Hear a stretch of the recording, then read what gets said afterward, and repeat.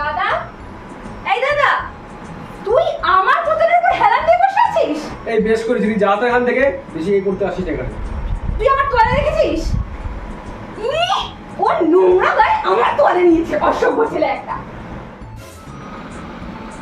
এই দাদা, দাদা বল কি হয়েছে? আমাকে 100 টাকা দে না রে। এটা ভাই আনতে কেন রে, একমাত্র বোন, আমি একটা 100 টাকা দে না। বাপ।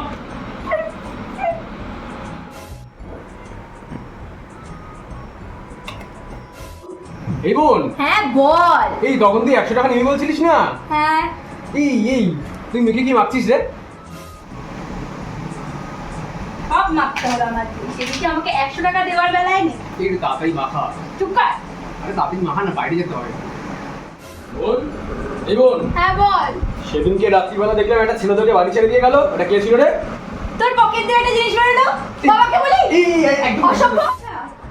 দাদা, হুম, একটু ঠিক আছে, 500 বল। টাকা দে না রে, ঘুরতে যাবো বন্ধুদের সাথে। এই আমার কাছে টাকা ফাকা হবে না এখন। এ দাদা, দে না। আরে বললাম তো হবে না। আরে আমার বন্ধুদের নাম্বার দে দাদা। ভুল হবে, জানি না।